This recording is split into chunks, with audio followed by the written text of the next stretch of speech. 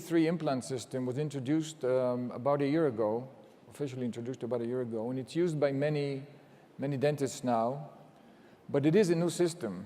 So as new systems go, there's lots of questions coming up, and we do get these questions.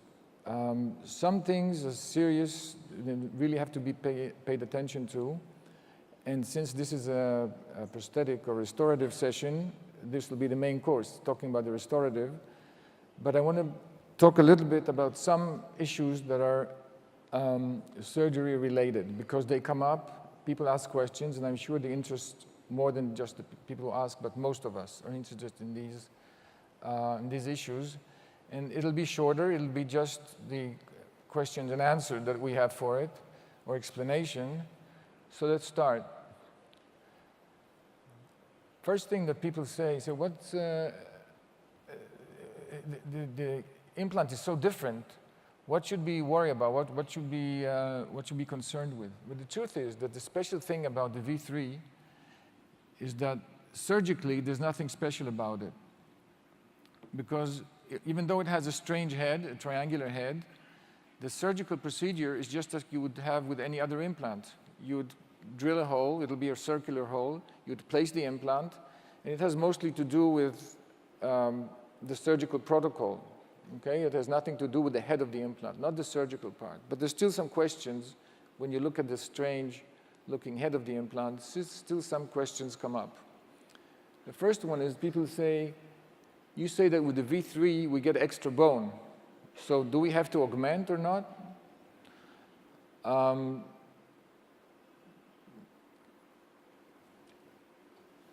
Actually, augmentation has nothing to do with the shape of the implant. It has to do more with your situation. And what you should do is what you always do. The small issue of the gaps we've been hearing as no problem at all. Okay? The gaps would always fill with blood, and blood is the best matrix for bone formation. So we shouldn't worry about the gaps or having to cover them or fill them or anything like that. So augmentation in this respect has no need at all whatsoever. They always work the way we expect them to work. These are maybe slides you've seen before. This is when you place the implant. Sometimes there's not enough blood right in the beginning, but maybe after a minute or two or maybe less, the gaps fill with blood, and this blood will change into bone in the best way, and this is how the implant works. Those gaps work. Many times you'd have blood right from the beginning, and that's no issue at all, so you wouldn't be worried. In fact, all gaps around the implant, and these are not the only gaps we have gaps all around the implant, because the way we make our drilling today and the way the new implants are designed, there should be a lot of gaps around the implant to be filled with blood, because that, again, that gives us the best matrix for bone formation. And this is what happens around every implant today, mostly the more active implants, which are very common today. You wouldn't see that so much in the old cylindrical, the passive implants, but modern implants would have that. You'd have a lot of areas that have to fill with blood, and this is good. So if you have no blood, you're in a bad situation, regardless of this. It has nothing to do with the V implant. You need blood in the socket, obviously. The only thing is that with this implant, you see those cavities because they're up, go all the way up to the crest, and you can see that the area has a gap and it has to be filled with blood. So we kind of have a way of telling if there's enough blood. Usually, if we do it and there's no blood, we don't even know. And as far as augmenting bony defects and missing bone volumes, situations, or missing tissues, again, it has nothing to do with a V implant. It has to do with the situation and what you're used to doing. Some of us, as you've seen before, are very meticulous, very demanding of themselves, full of passion, and they want all they can get. You won't get it by just using the V. You'd have to augment your tissues. So in a situation like this, where there's a huge bony defect, obviously the V neck has nothing to do with it. So you'd have to augment it and get your results. In this situation, with two V3 implants were placed into extraction sockets, there's some missing bone around, and you have to do your regular calculations. How much of a cavity is there? Do you expect it to fill spontaneously? Do you want to fill it? Do you want to cover it? Whatever you want to do, just do as you usually would do. And of course, the soft tissue. If you want the extra nice result like this, they don't come with no work. You have to do your augmentations. So that's for sure, you have to augment. The extra bone that we give you doesn't do that for you. The other question that comes up in a surgical sense is where to place the flat surface, okay? So this implant is not circular. It has points. It has areas that are different. Okay? It has the pointy parts and it has the flat surfaces. Where would you place these flat surfaces? Obviously, we want to place it where the extra bone is needed most. Or we want to have more bone because these are sensitive areas. We know the buccal plates are sensitive area, and that's where you pay most if you lose bone because of the outcome. So you're expected to place the flat surface towards the area where you want it most. But we also have to consider tissue volume and blood supply. Tissue, I mean bone tissue volume. Because sometimes you place the implants too close to each other and you say, then I'll face the flat surfaces toward each other. Well, I'm not sure this is the right way to go, because if we look at this, we've seen this before in Leor's lecture, but if we see two adjacent V3 implants, there's more blood supply coming in from the palatal aspect of the jaw than it does from the buccal. So this is an advantage. Having it such a wide open in the palate would do a lot of good for the bone between the two implants. So suggesting to place the two flat surfaces against each other, I think we pay a dear price where we have narrower buccal bone or something impinges on the buccal bone, and you have less of a flow of blood from the aspect where there's more blood coming from the palatal. So I would say that even for adjacent implants, I think you'd get a better interproximal bone, inter-implant bone in the crest if you place them like that. That's my opinion, and I usually want them that way. So the buccal is still stays wide, wider than it would. This fine dotted line tells you where the same diameter implant would be if it was a full circular implant, much less buccal bone lift. So I would place the implants like that and rely on a lot of blood coming in from the palate, and I wouldn't worry about the smaller difference up at the top of the triangle.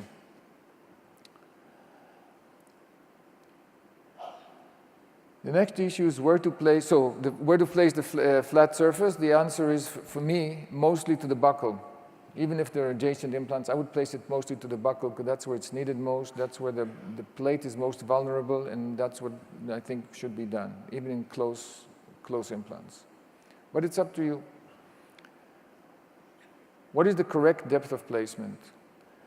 Well, like all implants with conical connections that are considered safe bone-wise, you don't lose bone around good implants with good conical connections. You hardly lose any bone from the crest. So you'd place such implants, and V3 is no different, at the bone level or even slightly below the bone level, and you would have no problems. So the bone would just adhere to the surface of the implant all the way to the top, and it will not change. Most of the time it will not change. Obviously, when you place implants between two teeth where the adjacent interproximal bone is still high, it'll seem that they're very, very deep.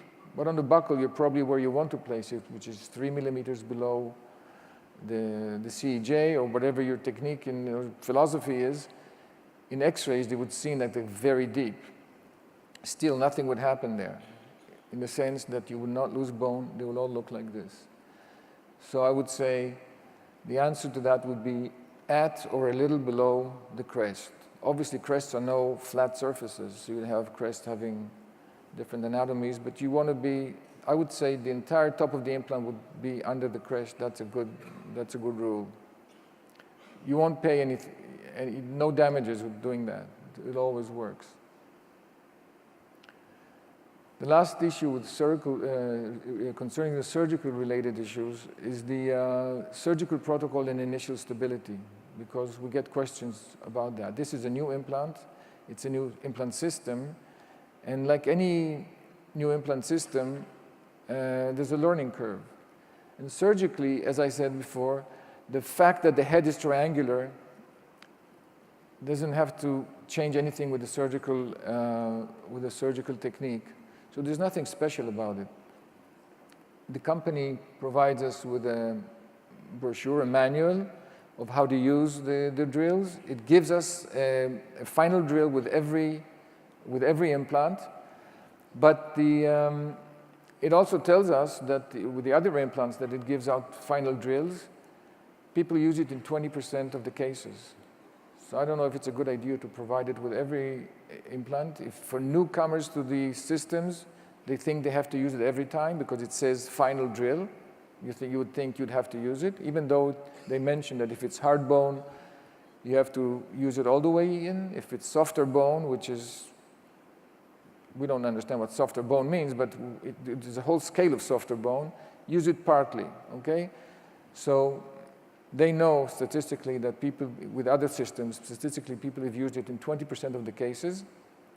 Not using it right in softer bone depends on how much cortical layer, how much of a cortical layer you have, what goes on under the cortical layer, is it denser, less dense, the trabecular bone.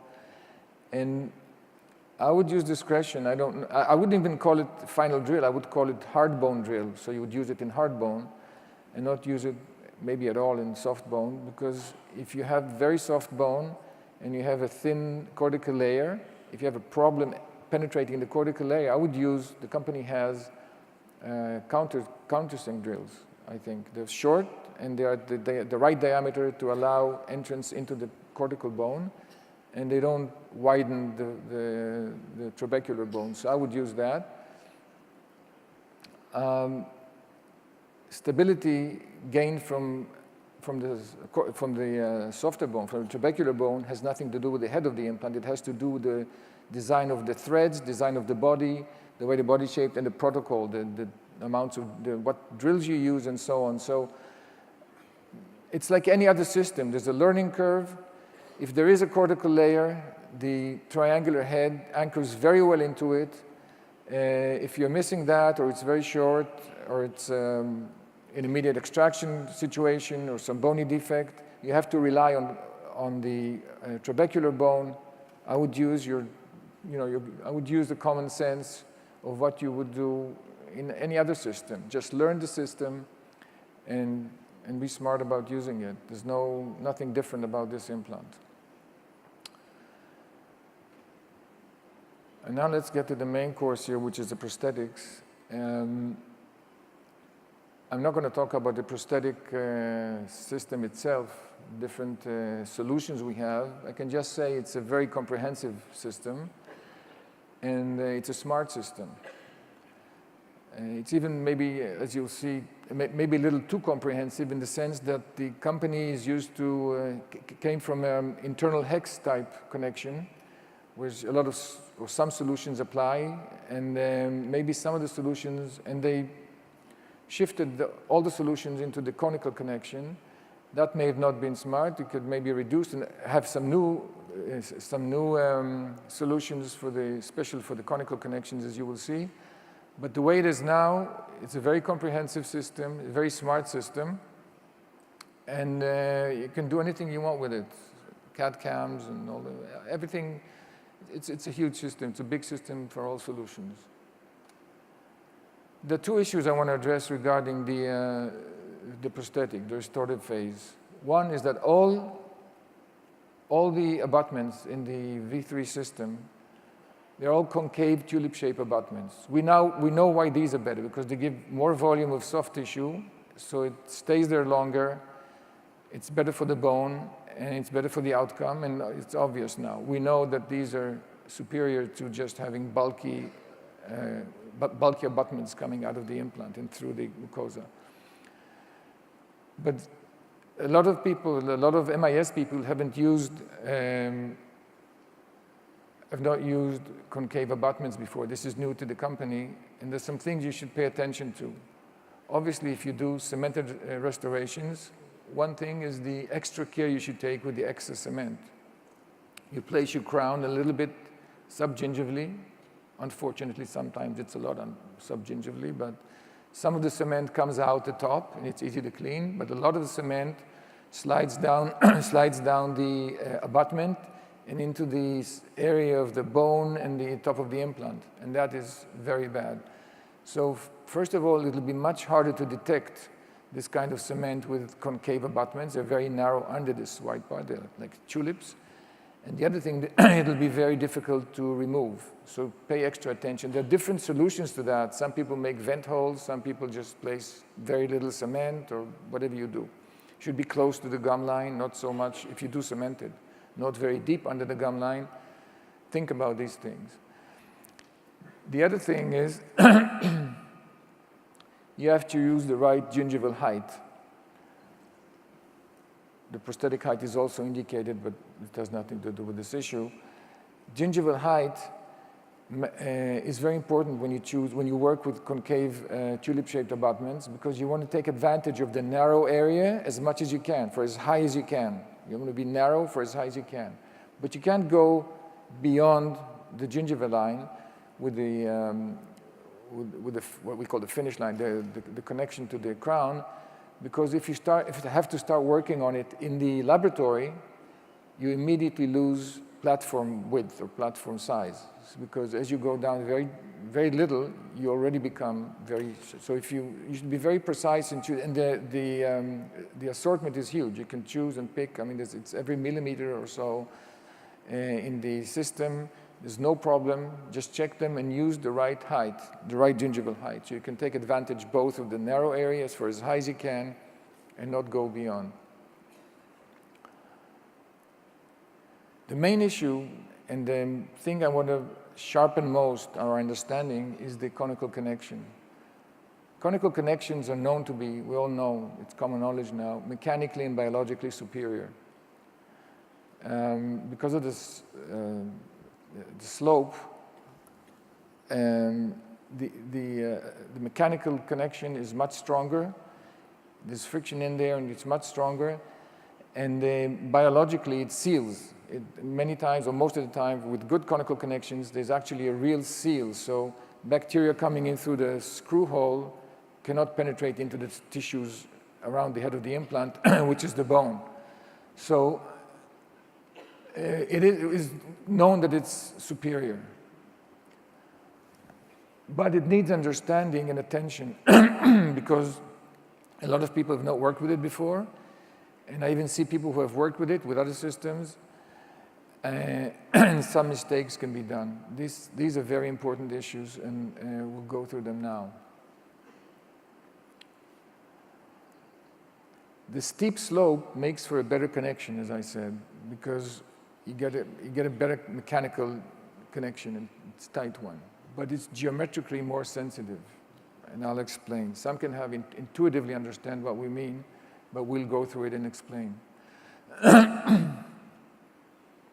I'll demonstrate what happens with a non-engaging component from the system, from the V3 system. What happens when you place an abutment like that, a conical abutment? Now it's one that doesn't engage the anti-rotation element there. We start at 0, the torque is 0 Newton centimeters. The cone touches. The first thing that happens, the cone touch. The cones touch, and that's a passive fit for this particular one abutment. And then you start tightening it, and I don't know if you see it because it's a very minute change, but it goes down a little bit as you torque from 0 to whatever your preference is, let's say 30 Newton centimeters. It happens with all conical connections. They all allow a slight vertical movement with force. In other words, as you tighten them more, they would go down more. That's what they're all about, the friction and being able to go and make better and better connection. But you have to understand that. So there could be a slight vertical movement as you apply more force.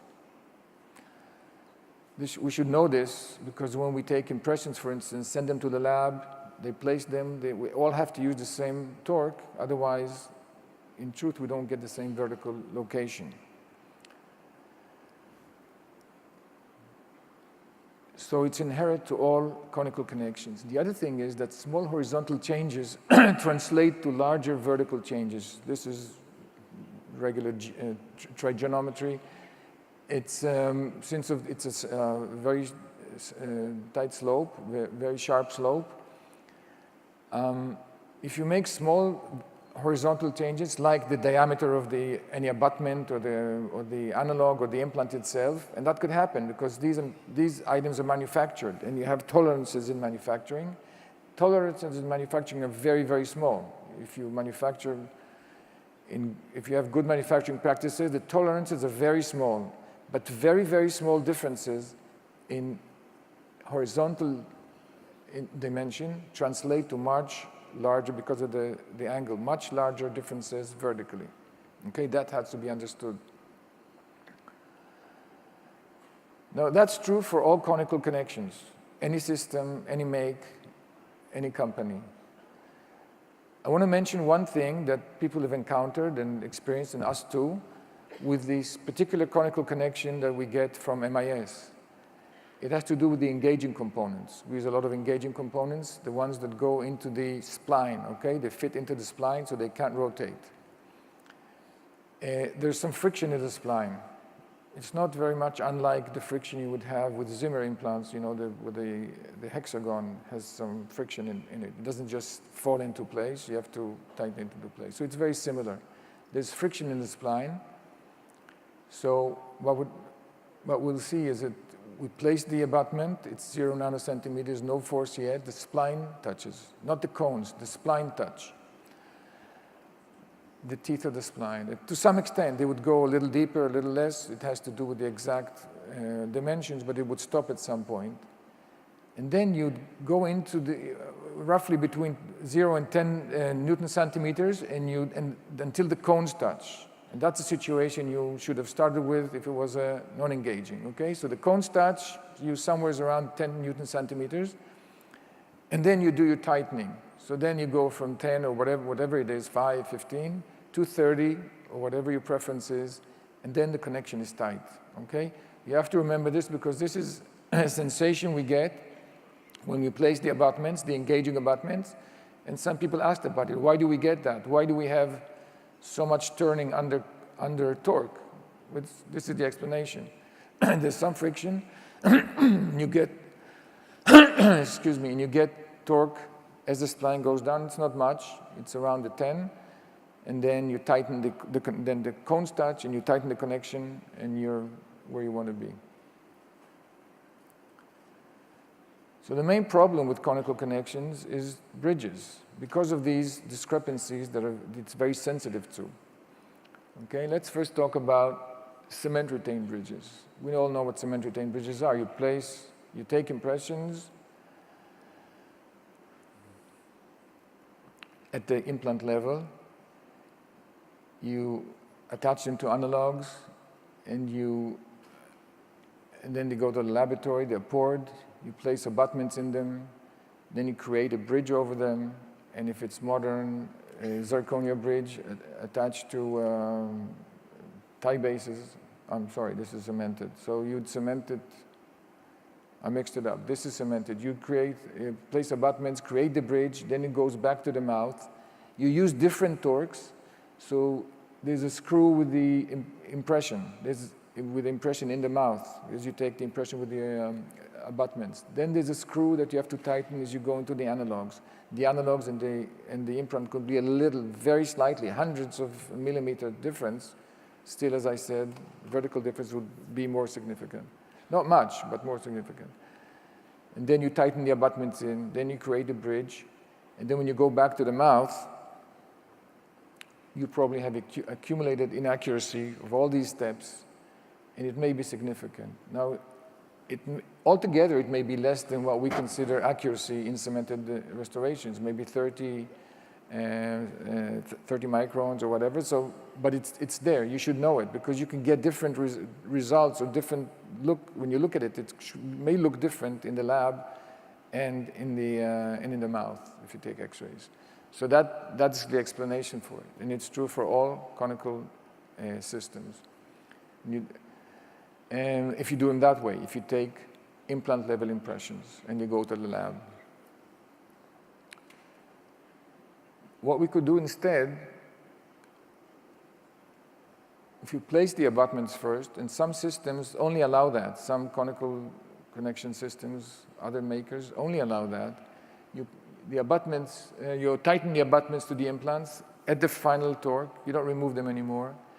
Then you take abutment level impressions, and the analogs will be abutment analogs, and you create the bridge, and it's tight. There's no changes. There's no accumulated changes in the accuracy. And then back to the mouth, you can cement it, and you don't use torques. Nothing could make any difference. And the company actually has a huge selection of what they call CPK.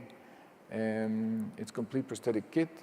And what these are abutments that you would use that way. They come as a kit, and you would use it that way. You'd place the abutment, choose the right height. As I said before, it's important to pick the right height. Choose the right height, place them in, torque them down, use the different parts that you have to take the impression, send it to the lab. It'll be as accurate as the lab is, or as your impression is. You will not suffer from the inaccuracies inherent into conical connections. So this is one solution. A solution that the company gave us for taking implant level impressions and eliminating one of the steps of inaccuracy is the impression transfers don't engage the cones in this 12 degrees. They're like 45 degrees, so they would stop more abruptly and more accurate. So that cuts one inaccuracy in the chain that we talked about before. If you take implant level impressions. So this is a solution that most of the other systems use, other conical connection systems use, which is you place the abutments and you pick abutment level impressions. Then there's no inaccuracies. The next issue is what most of us do most of the time is screw retained bridges. And with screw-retained bridges, we still have to remember that vertical inaccuracies are inherent to all conical connections. And many systems don't even allow what I'll show you now, but the MIS system does.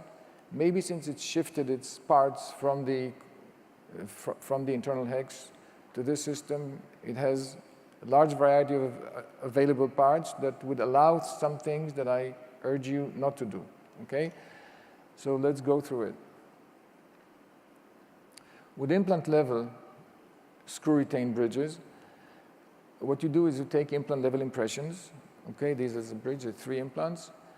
You have to attach them to the analogs. Again, same process. Screws, then you create a framework, let's say zirconia framework, and you attach, you bond, you cement the tie bases to the framework in the lab. This is what happens most of the time.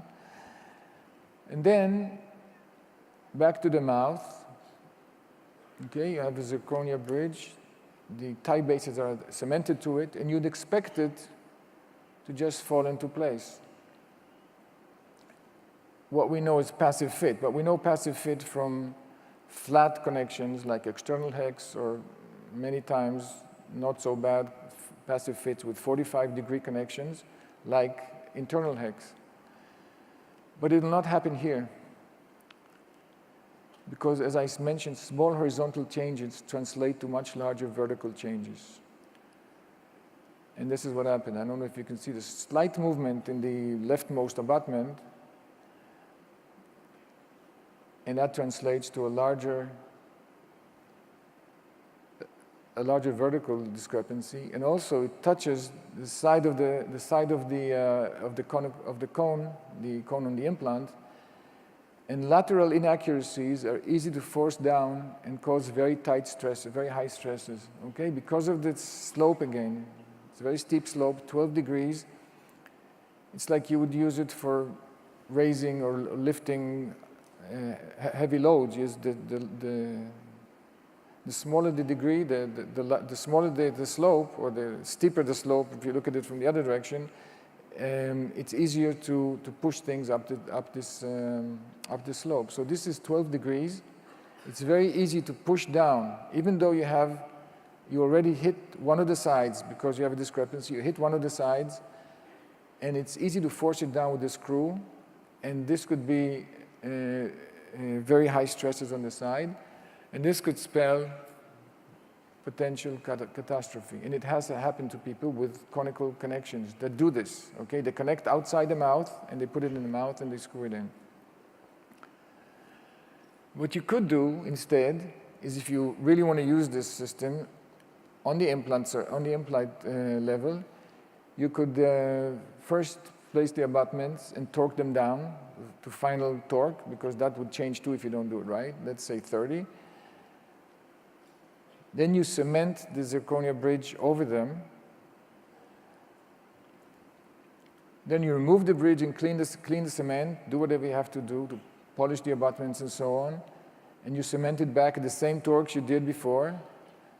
This is quite a lot of work, and it's not what you intended to do. The laboratory wants to cement. You want the laboratory to cement the connections. You want a full bridge placed in the mouth, easy. So the only way that it will work and be totally passive is this way, if you want to go into the connections, into the conical connections.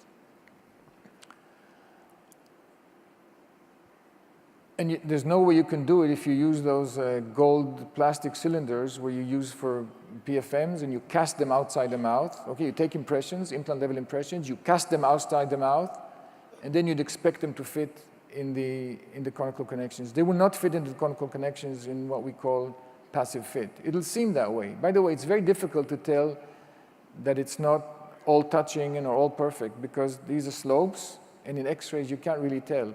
If it's a flat surface, like external hex, you can tell. Some touch, some don't touch. It's very easy to tell. Here it's not easy to tell.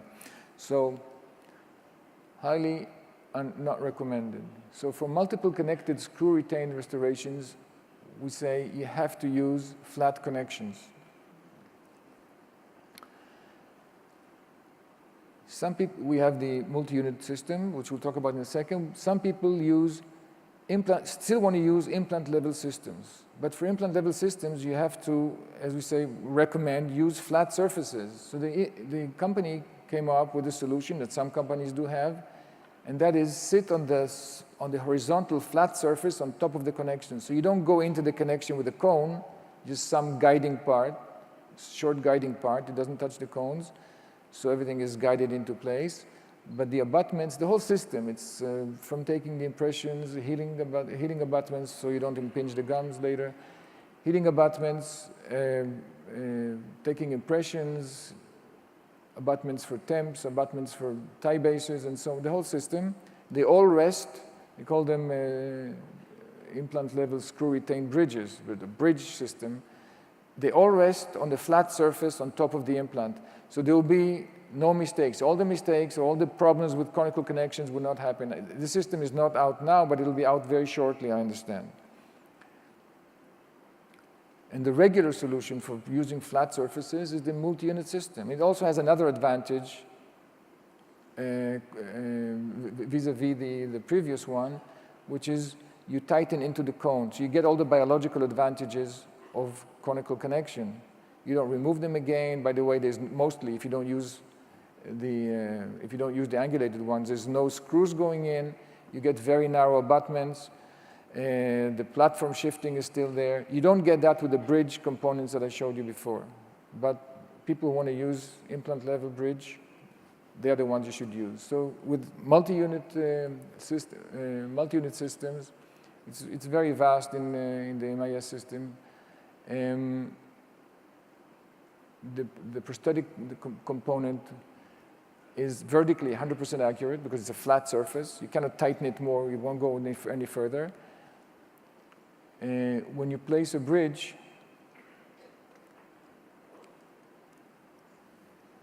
there are no accumulated vertical discrepancies because there is no difference in vertical movement.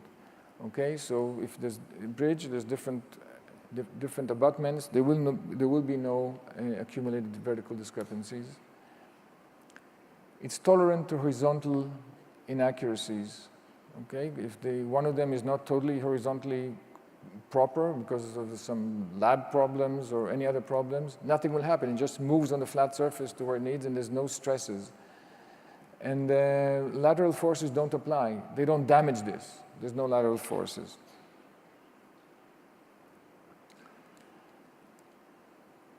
Okay, this shows the bridge. We've talked about it. Most likely a passive fit.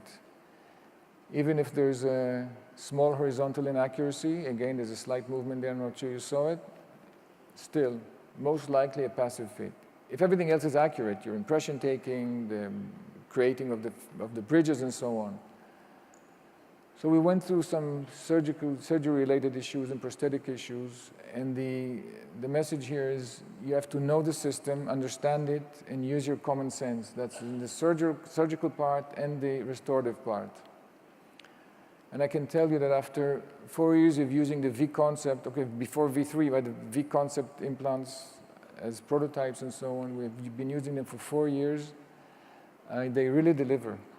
They really do a good job. The outcome is amazing. And thank you.